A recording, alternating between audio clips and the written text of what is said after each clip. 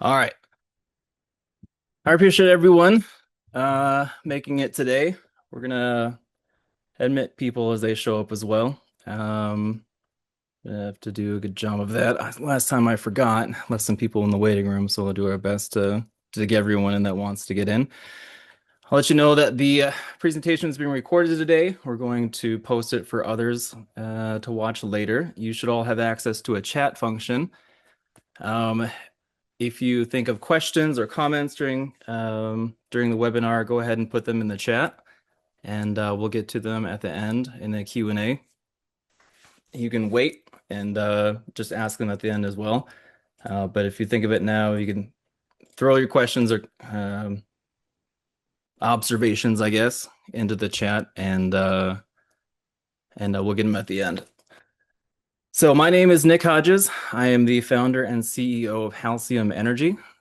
We are pioneering and bringing to market a rooftop wind turbine. The reason being, in renewables, there's something called the Holy Trinity. You need wind, you need solar, and you need storage to have reliable energy production from renewables. Utility scale, we have all three. Record projects are going in a utility scale for this year in 2026. In wind and solar and in storage. California is leading, which would not surprise many people, but the number two state for projects in 2026 is Texas. So two states that cannot be ideologically farther apart, but they are leading in installations of renewables of all three. And it's because simply it's cheaper. So we are trying to bring that third piece, rooftop wind, to distributed energy. You can put solar panels on a roof. There's a lot of options for storage, but there's not really any for wind.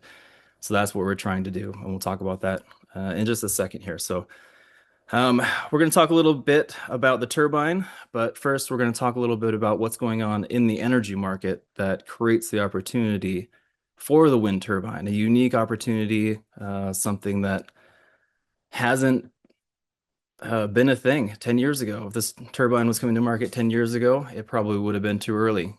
And if it was, 10 years from now, might be miss that initial market. So we're going to lay that out here right now.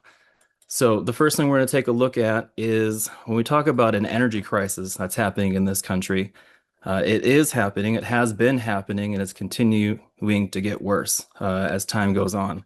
And that is rising electricity demand. Demand rising faster than we have the ability to add capacity for. We can't build power plants fast enough.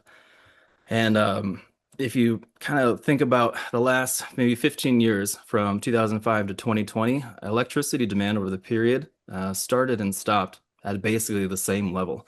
Fluctuated a bit within a band, but there's essentially zero growth over those 15 years. And in 2022, we broke out of that band for good, and it's continued to go up, and demand is projected to go up steadily over the next several years as well.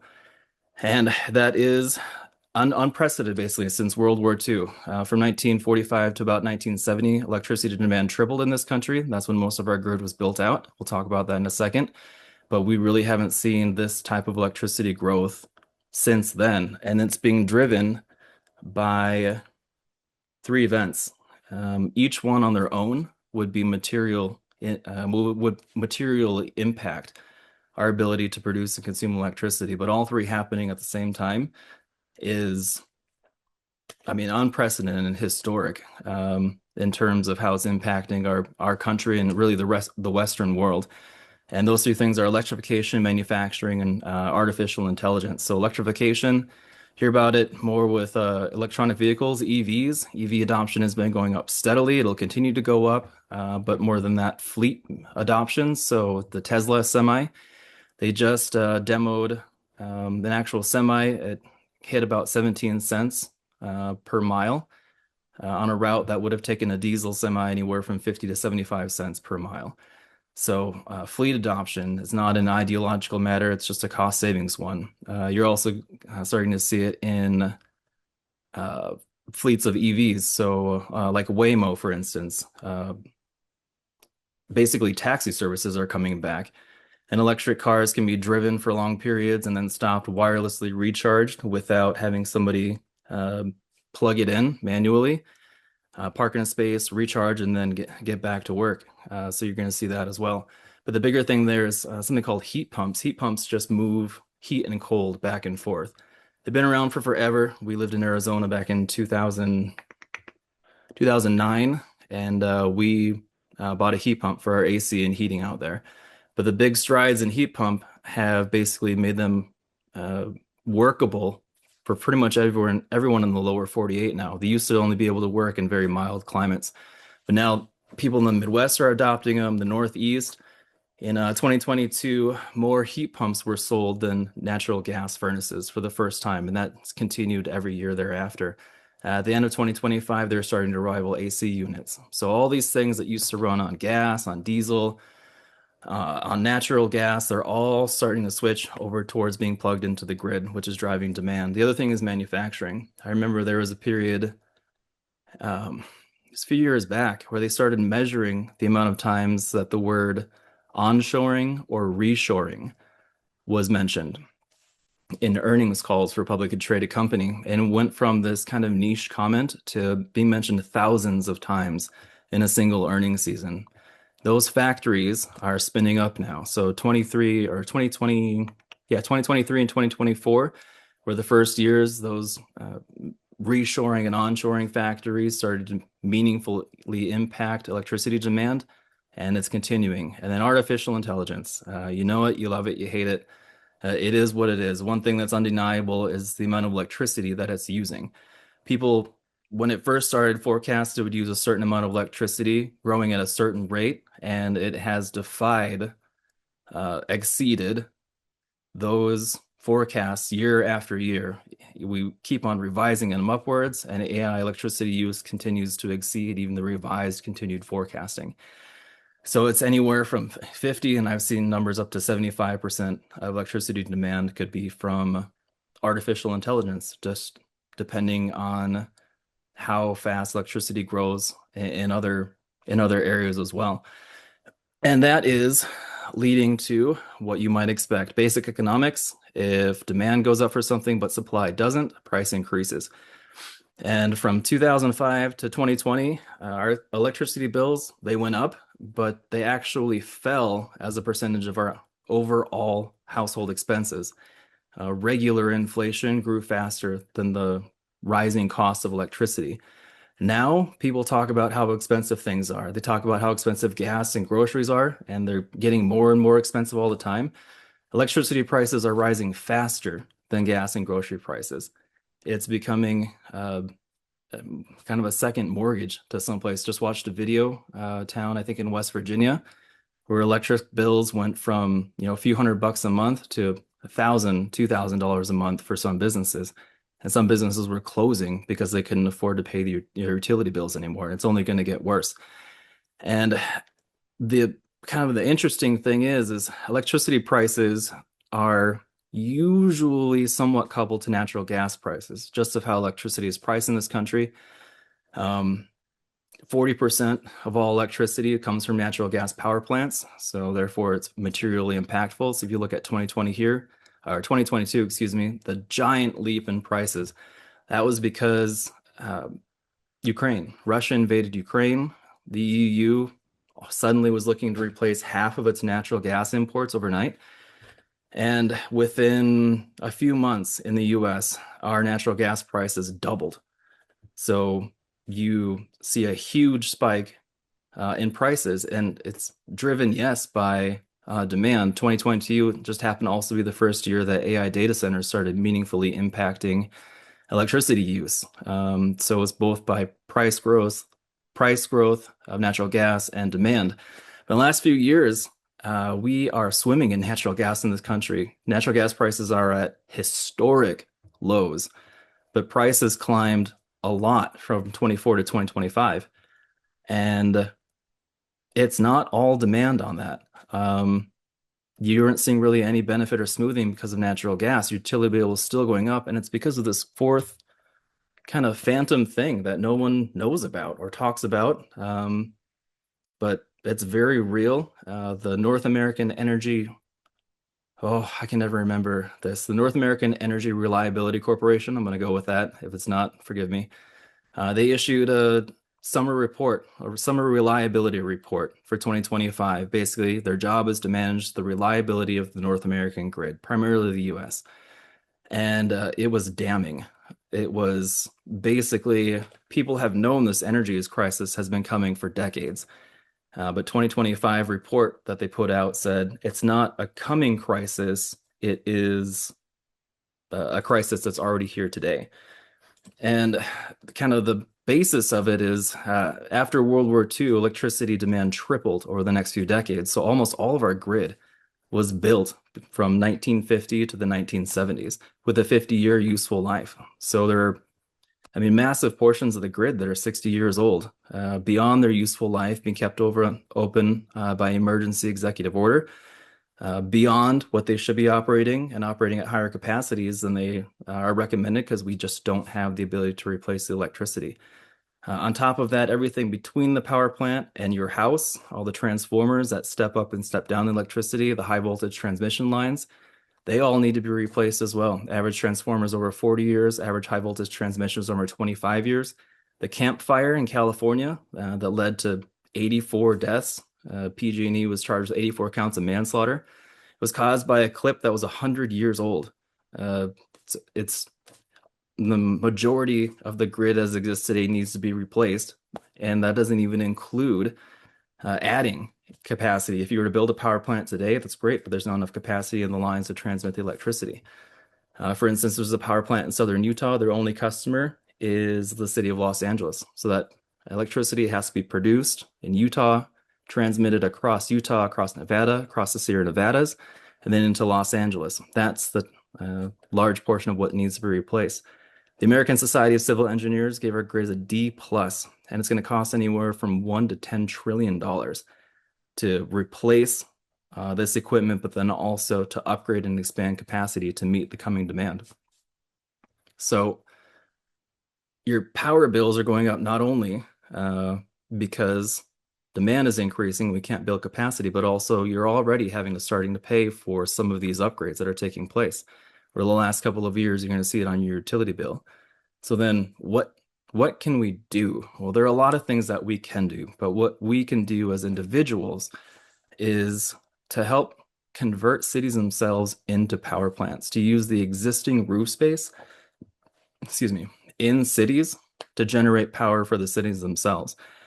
So that not only adds capacity in a meaningful sense if it's done in a large scale in a meaningful way, but it also either lets us either avoid or at the very least delay some of these expenses we're talking about, these grid upgrades and overhauls, because we aren't necessarily having to transmit that electricity across states, across vast distances. Instead, we're producing electricity inside the cities themselves. So you can imagine if Chicago and Los Angeles and Houston and Boston were all able to generate, maybe 20% of their power needs, how much that could let us either avoid or delay in capital costs as a country, and therefore stop that from showing up on our power bills, or at the very least move it down the line so the cost increase isn't so much. But an added benefit is that it lets us diversify the grid, diversify the risk away from a handful of power plants, and spread that generation out across thousands of different sites across the city. So that is what we're trying to help with. If you want to do that today, you could get solar panels, you could get storage, but you can't get wind turbines. Or at the very least, there aren't a lot of wind turbines that would be able to work on top of rooftops. And there's a very specific reason, and that is because air in cities over the tops of roofs is extremely turbulent. If you put a regular turbine over there, the blades will shatter, it'll catch fire. It's very bad for it. And it's tough because it's also an incredible opportunity, because there's countless engineering reports, civil engineering reports showing that wind speed accelerates as it hits a building. So it hits a building, turns upwards towards the roof, it accelerates and comes up over the crest of the roof where our turbine is.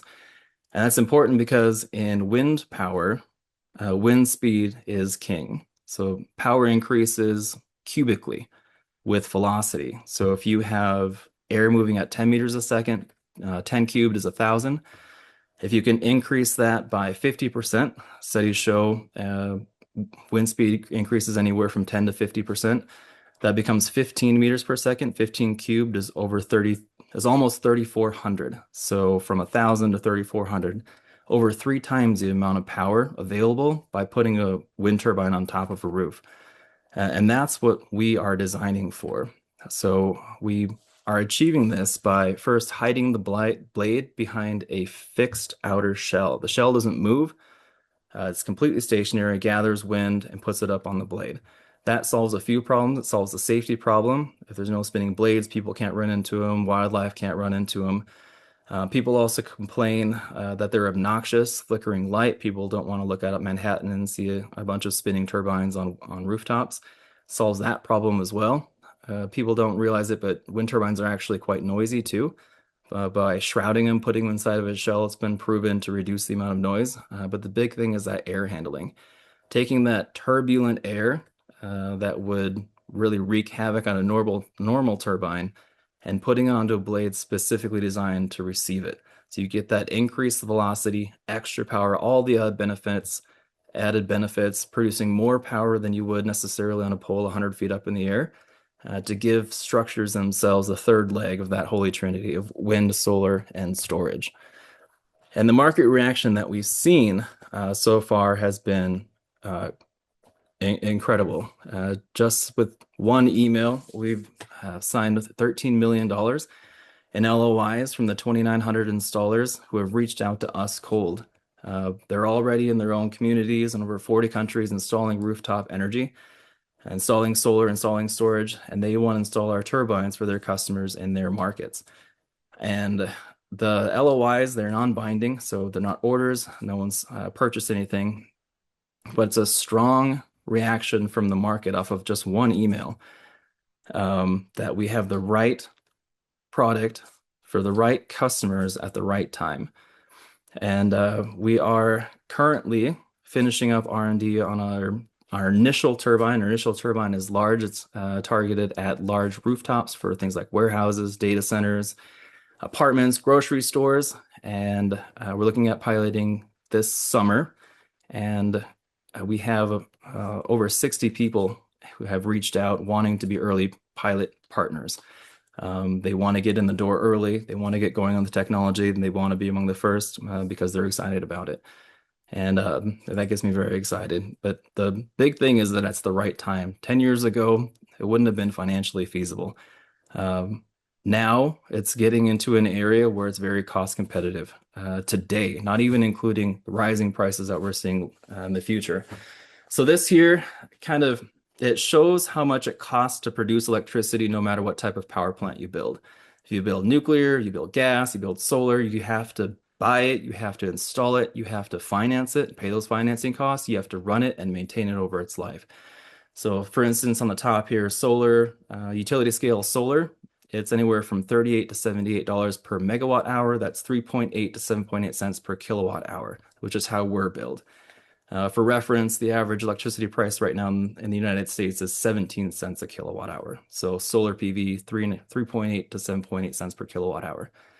The big thing here that we're looking at, though, is that highlighted bar, the solar PV, community and CNI. It's a big swing, and that's because over on the right-hand side, that's 21.7 cents per kilowatt hour. It's pretty high, but that's maybe 3 or 4 panels on a rooftop of a house in the middle of nowhere in a highly regulated state. So the company had to send, a crew of 2 or 3 guys out to install a project. They had to drive a long ways. They had to pay a bunch of permitting fees, and they had to come back. So that's on the high end. The left side, those are the CNI, commercial and industrial. Those are the large scale projects, large flat roof buildings, factories, warehouses, data centers, grocery stores, Home Depot, apartment complexes, strip malls, where the cost per kilowatt hour is driven down by the size of the project.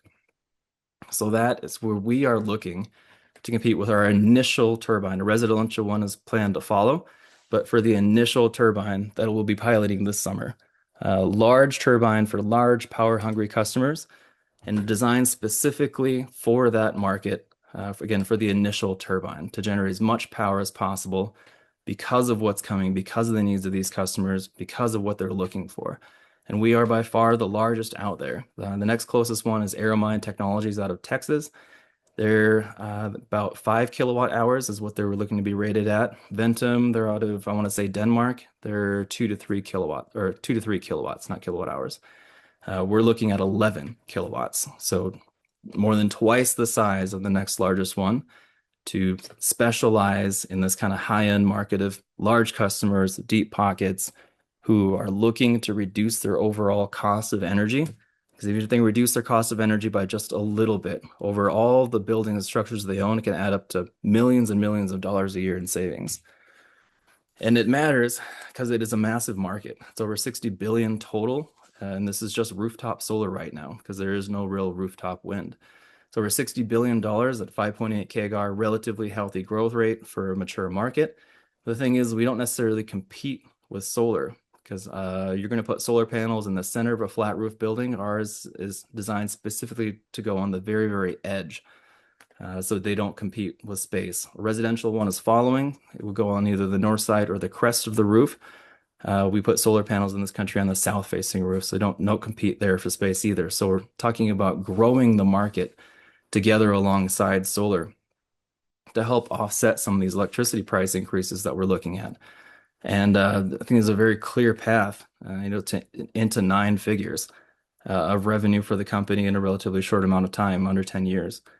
And it's being driven by all of these things coming together at the exact same time. In addition to the 2,800 installers, we've had corporations reach out, people like Johnson & Johnson, the District of Columbia, the Department of Defense, real estate groups. There's something called real estate investment trusts, or REITs.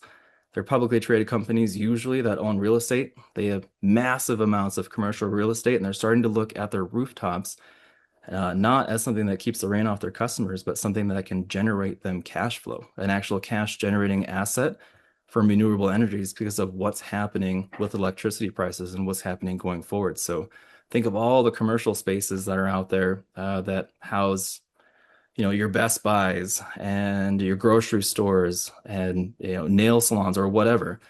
And a lot of those are owned by REITs, and a lot of those are looking at, again, turning their rooftops into income producing assets. So this market, I think because of what's happening, outstanding growth because of kind of the existential crisis that we're facing. So that is what we are doing and why we are doing it, to try and offer at least a small piece of the solution to this problem that we're already in and is only expected to get worse over the next few years. So that's where we are. We're looking to pilot our turbine this summer. We're in the middle of raising capital today to pay for this final design. We're working with a design partner called CRG Defense. They're actually a defense contractor. They do aerospace prototyping primarily for the Air Force. There's a lot of crossover in the science between a rocket and a wind turbine, so they took us on as a project. And they're finishing up R&D here at the end of the month. And then we'll be piloting with them starting this summer, and then hopefully commercial safety certifications starting later this year after initial pilots, and then some larger pilots with some larger customers.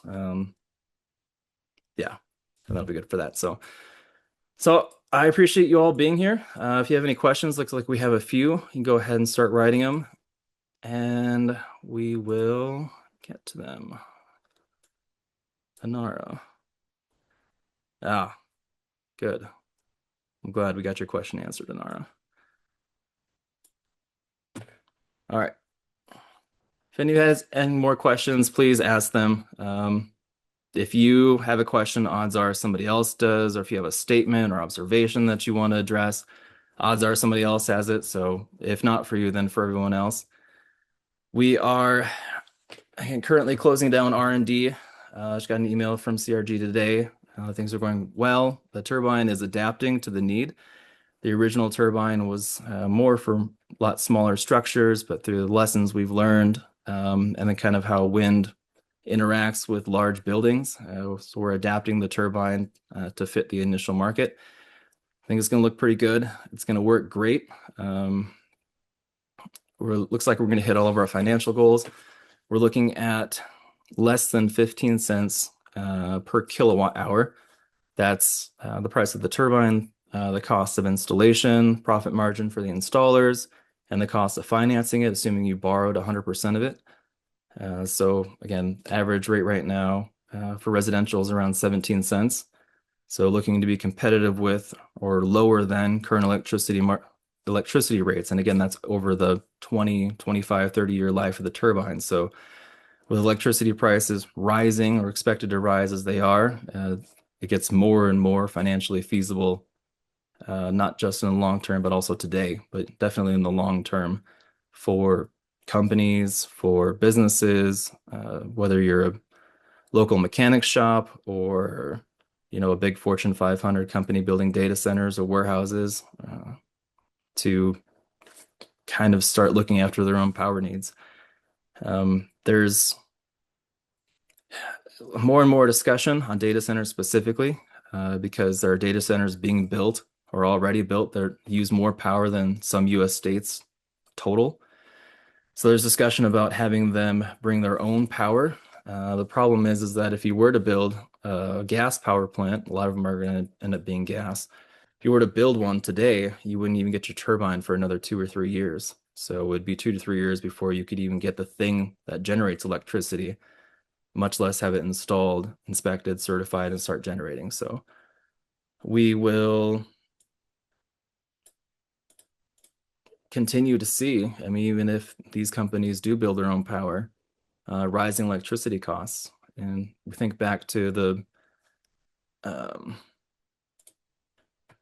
the cost of nuclear, for instance. Nuclear power plants, very high. Nuclear seems to be the future. Trump signed I don't know what it was, some sort of decree, some sort of something, for nuclear power. And nuclear power, absolutely is a great answer. It's the right answer. There's no emissions. The new technology has rods that need to be replaced every 20 years instead of every couple of years now. So they're much safer than the old ones, and they're supposed to be a lot smaller and a lot easier to build and a lot cheaper. However, it's still very expensive. So continuing to drive up electricity based off the price of or the type of power plant that we're building as a nation. So do we have any patents on technology? We have two. We have two patents on the turbine you see there. Our turbine that is a large turbine for the buildings. We're looking at probably an additional 2, maybe 3 patents on it as well. But those haven't been filed yet, which is why we don't yet release images of the updated ones. So patent protected, building the moat, continuing to build the moat. It is different than a lot of what's out there. It's a unique approach of combining the type of turbine we are with shrouding and air smoothing. So yeah, I think it's going to be good. It adds costs to shroud a turbine, but it also allows it to survive on top of a rooftop. So, it doesn't matter what it costs if it's going to get destroyed within a few minutes of you putting it up there. So, all right, we have a pretty quiet crowd. If we don't have any questions, that's not a problem. If I got everything answered, outstanding. If you want to join the community, there is a link here. This is to our investment campaign, but we update everyone there regardless of whether or not you've invested. So you can just follow a campaign, and you'll be given updates. We give updates fairly regularly on both the technical side and on the company.